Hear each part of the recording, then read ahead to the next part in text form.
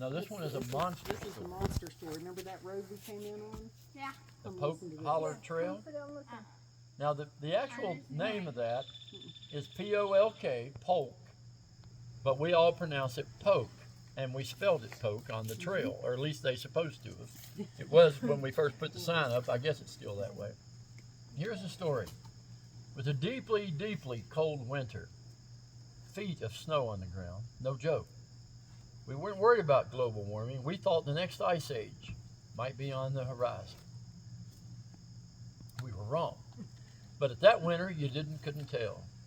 So anyway, Smokey Harsh, who was the superintendent then, and Dave Harsh's dad, called me and said, would you like to work over Christmas? He and I were at Glenville State in college.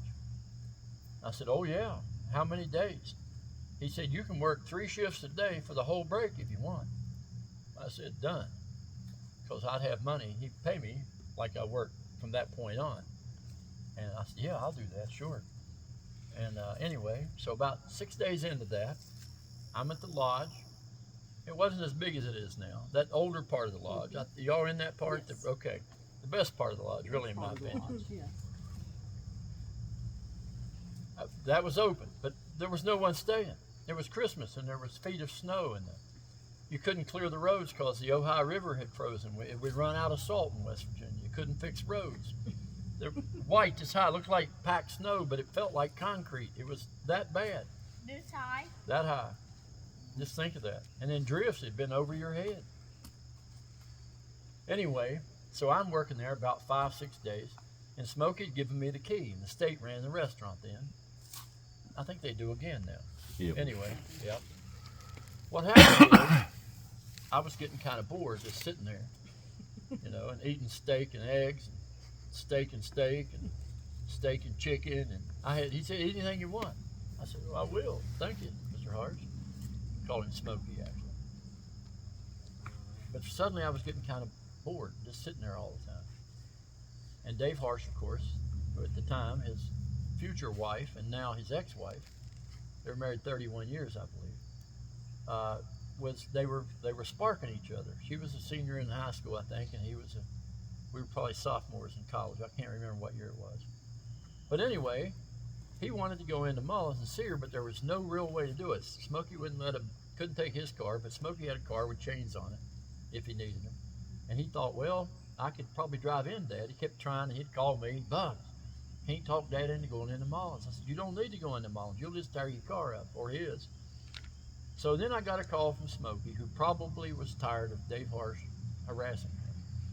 And he said, Bugs, you want to take a couple days off? Because Rita, you may remember Rita, who lives in Salisville, said, Rita says she can get in if that snowplow runs today, and the state road said it was running. So I said, well, yeah, I'll go in for a few days. We'll all go in, and Dave can stay at my house. I stayed at his house often, too. So suddenly it's about 11:30, I guess. Dark night. Everything's covered in snow. No one's in the lodge but me. And a snowplow goes around in front of the lodge. I can see it going real slow, big lights on it, blade down, making noise, shooting salt out the back of it. And behind that snowplow was a car. And I thought, I hope that's Rita. She did make it in, and she had. So she got out and walked in. She said, well, I'm here to relieve you. Do we need to count money? I said, well, I haven't taken in any money, And she said, I know, no one's here. But we counted it, and it was the same. So we've cleared the shift, and another car pulls up in front. It's Dave Harsh. Dave Harsh in his dad's car. Smokey, the superintendent, who doesn't mind smacking you upside your head if you needed it, or firing you if you needed it either. So, hello, Mr. Harsh, that's how we did it. It was fun because we loved him, he loved us. But, so Dave comes in and said, you ready? I said, yeah, I'm checked out of here, let's go. So Dave's going to drive his dad's car, and I'm sitting in the passenger side. And we come down the hill from the lodge. You may have noticed there's a golf course there. And you all would have turned right up the hill to get to the lodge. Well, at this point, we're driving down that hill, and we're going to turn to the right to go out to Salisville because they've plowed that road, right? No! Dave Harsh, who, by the way, was about 6'1", I guess, and about 195 pounds of just manly muscle. He was a man. He's an all-conference linebacker at Glenville State. He could, anyway, you didn't mess with him. But he turns left. Well, I'm thinking he's just used to doing that. I said, Dave, where you going? You're going left. We can't go out that back road. Y'all came in that way, but at least it's paved now. Back then it was a dirt road, but it did go along the golf course, so it wasn't as up and down. I said, we can't go that way. He said, just watch. So the minute he turned left, got to the edge of Cabin Hill there, we're in snow that's up in the headlights. But it did stay fluffy out through there because nobody had driven it or packed it. So we're roaring out through there and we're flying. And it's amazing. All right, we count those two.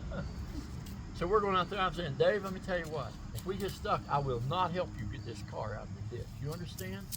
And I'll tell Smokey it was your fault. I begged you not to go this way. We'll make it.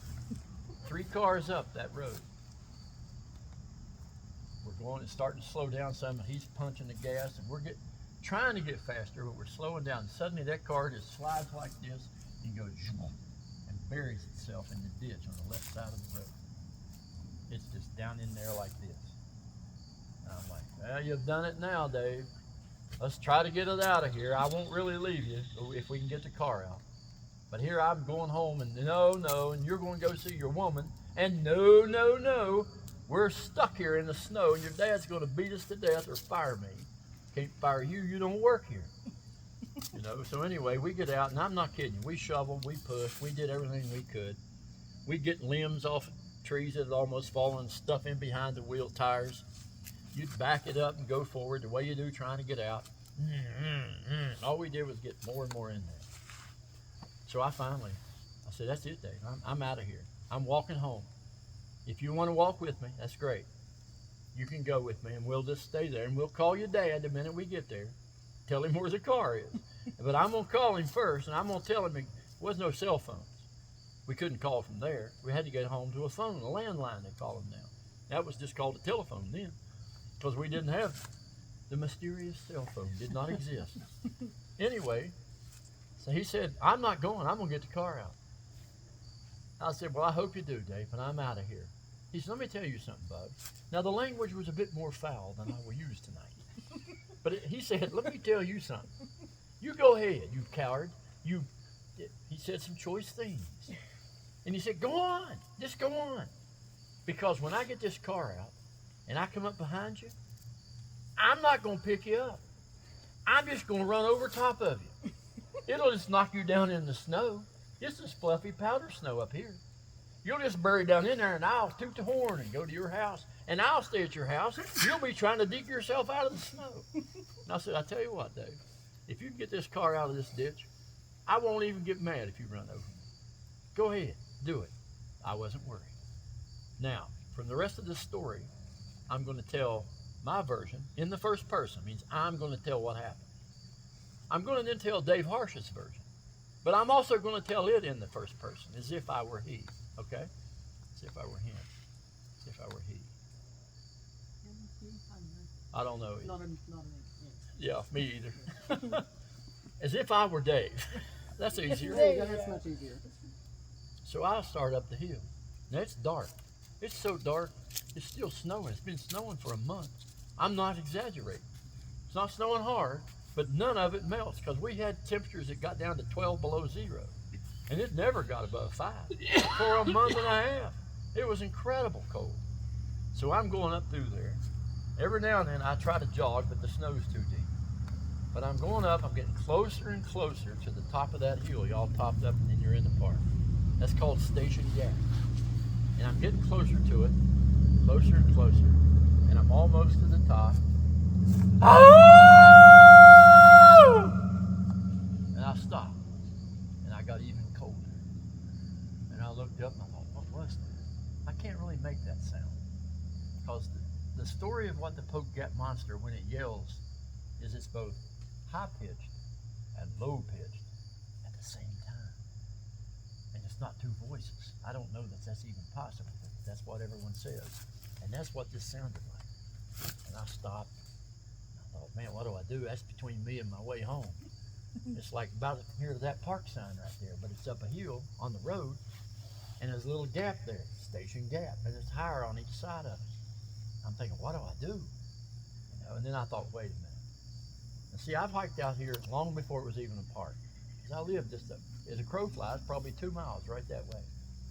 And we hiked here before it was a park, long before it was a park.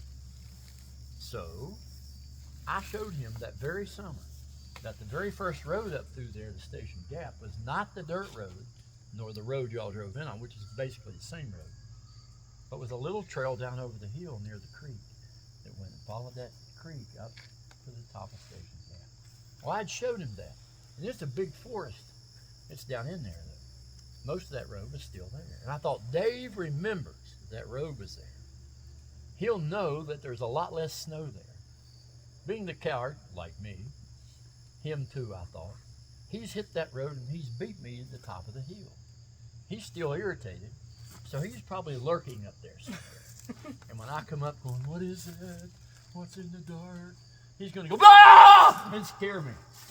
I thought that's what's going to happen. So I'm easing up that hill. I'm easing up that hill.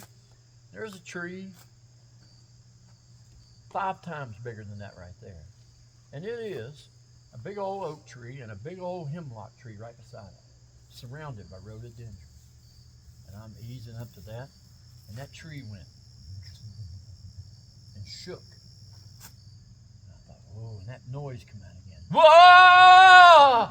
That's what I did. Ah! I thought about running back, but I got to go by Dave, and he'll laugh at me. I can't do that. Because I'm thinking. And then I thought, wait a minute, it's got to be him. So I walked right up to the base of that road cut, and I looked up at that tree that was shook. And I said, let me tell you something, Dave Harsh. I don't care if you're a linebacker at Glenville State or not. You come down here and I will thrash you. You know what thrash means? I was gonna beat him up. I really can't do that, then or now. But I threatened him. And I got up and I was talking trash to that tree. I could barely see it, and it's dark, but everything is covered in white, so you can see some. And suddenly that tree shook one more time. And I'll bet 300 pounds of snow fell out of that tree, landed right on my head, and drove me down into the ground, snow on the ground. And I was mad. And I got up out of the snow finally, and I thought, I did hurt my neck that night. I may know what caused all this. That was the first time. But anyway, I got up out of there, and I said, let me. And then I saw how big that tree was. And I thought the entire Glenville State team could not have shaken that tree that much. And I went, boom! And exactly 3 minutes later, I was 2.5 miles away at my house. But I was running scared. And I got at my house, and I called Smokey's house, the superintendent, Dave's dad, and my boss. And I said, Smokey, Dave and I came out the back way. Well, Smokey, you can hear him. And I said, hold on now, please. I begged him not to go that way. I don't doubt it. He thinks he can do anything he wants. I said, well, he usually can, Mr. Harsh. But I said, it's in the ditch. It's stuck. We tried for 30 minutes to get out. We couldn't do it. And I left him. Your car's out there. I told him, though, that I would call you and let you know. Maybe you want to get the Jeep, park Jeep, put the chains on it, and drive out there. I said, it's just, I'm sure with something like that, you can just ease him up out of there. It won't be any trouble at all. I hung up before Smokey could fire me. I knew he'd be calmer by tomorrow. And I went to sleep. That's my version of what happened to me. Here's what happened to Dave Harsh. Now I'm Dave Harsh.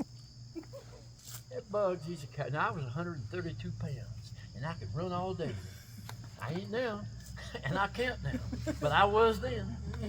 And so I'm Dave Harsh. I'm not Bugs Stover, that little skinny coward guy. And I thought, I'll tell you what. And I yelled at him. I'll tell you what, I really will run over you when I get this car out. And I watched him leave. He's gone. So I looked at this car and I'm like, oh man, I don't know if I can get this car out of here or not. And I kicked in the door and I thought, oh no, I'll bend the door. What will happen then? Dad will get me. I thought, I've got to try to get out. And I did. I backed that car each direction 2 or 3 times, and I got more limbs and stuffed under the tires to give it traction. And I tried, and it got more and more. I got out. You had to get out like this. Here's the door, and I had to roll the window down because you couldn't. If you opened the door and it fell back on you, it'd like cut your leg off even. So I'd have to crawl out the window. I got out and I was looking. I don't know what I'm going to do. Just don't know. Stand there looking at the car in the dark, barely see it really. I'm thinking I'm in trouble. No matter how much I blame Bug, Dad'll still be mad at me. I'll tell you what am I going to do? And about that time, oh! And I look up on the hill above the car. There's that mountainside. It's still there. And I'm looking at it. I'm thinking, that sounds like that Poke Gap monster Bugs talks about. And we kind of saw it. It scared us. I remember I went down and I asked him if he had let me ride out with him on the back of his motorcycle. I was back in the summer. And we ran out of gas and was pushing that motorcycle up through there. And that thing come down the hill and ran us out of the park. The Poke Gap monster. 14 feet tall. Face like a human. Covered in whitish gray hair. And it come down that hill. And the sound was like this, because it was stepping on the ground and crunching limbs and leaves.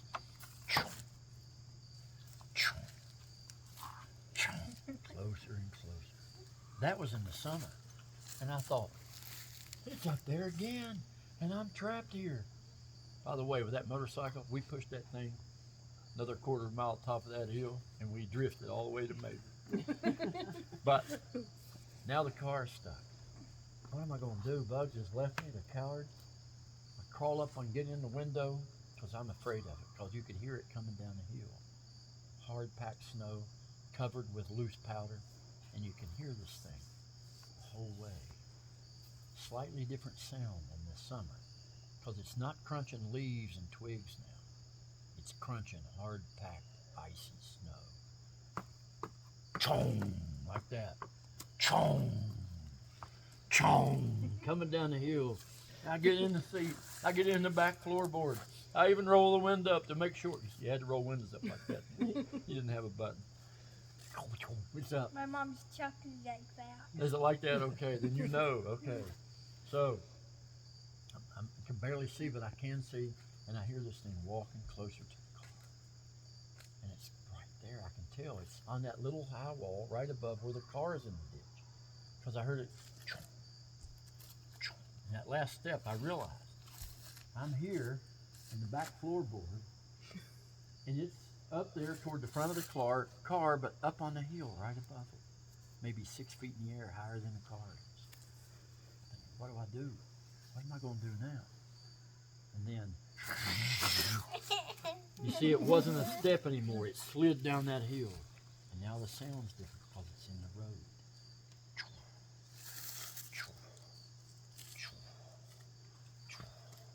And I realized it was walking around the car that I'm in.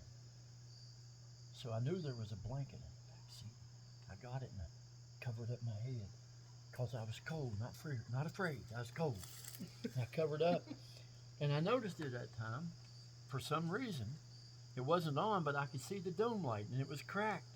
And I thought, I hope we didn't do that. Dad'll notice it. My last thought before, I think we had an earthquake or something. The dome light crashed down. Boom! Boom! And hit me in the head twice. And it's like the car is shaking and rocking and I'm bouncing around screaming as loud as I can. It's like, ah! And then, nothing.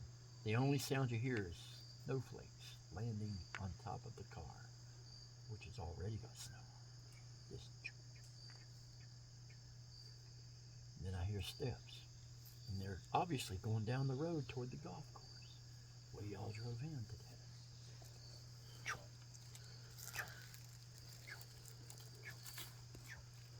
And then it's gone. And I'm like, oh, mercy, what do I do? I'm afraid to get out of the car. I'm afraid to stay in the car. I got the blanket over my head. I pull, I can't hardly breathe. And then suddenly, it's daylight. And I'm like, what? said, I hit my head so hard that I was unconscious till tomorrow morning. And then it's dark. And I go, did I pass back out? And the whole days went by and now it's night again. And Dad still hasn't come for me. And then it's daylight and then it's dark. Oh, how long have I been here? I must have brain damage. Oh no, oh no. But then I realized what happened. You see, Dad, Bug must have called Dad. He's got the Jeep. He's got the headlights on. And every time that Jeep's coming up the hill toward the car, when it's out this way, it's pointing out into all this snow. And the whole area is glowing like daylight. And then it comes into the curve and turns back into the mountain. Now it's dark. And then it's daylight. And then it's dark. And I realized, no, I haven't been here for a week. It's Dad, he's coming to save me. So I get and come out the window and I'm jogging down the road barely in the tracks we made. I'll meet Dad and I'll tell him, give me the first chance to tell him the Bugs caused all this. So I run down and there's the Jeep coming up the hill. And I stop in front and do this and Dad reaches to a stop and I get near the window to the side. I'm afraid to get close. He'd have me, but I'm out here. And well, Dad, it was Bugs' fault, but it's not bad. If you brought the chains, you just pull up where the car is. I'll get the chain, hook it to the Jeep, hook it to the car. If you back up just a little bit, it'll be okay. The car's not damaged. We'll be great. And I took off running because I didn't want Dad to get me. So I'm jogging toward the car as best I can up that hill. And Dad, he's following me. The lights are on me. And we get up there and there's the car and I turn around and I said, Dad, where did you put the chain? You didn't tell me. I'm over here at the window, staring out of range. And he said, are you crazy? I said, no, Dad, it's okay, really. Tell me where the chain is. It'll be okay. Well, it's not hurt. I promise it's not hurt. It was Bugs' fault anyway. Are you crazy?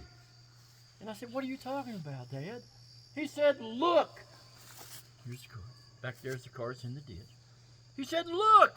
And I turned around and looked. And the car's out in the road. It's not in the ditch. The Poke-Gap monster was so powerful and so strong, but not mean. It actually did us a favor. It grabbed that car and shook it and set it out in the road. And then walked toward the golf course. The Poke-Gap monster. Yeah. Right there where the Poke-Gap trail is. It actually tops up on the side of the road where the road is for just a bit and back down the other hollow.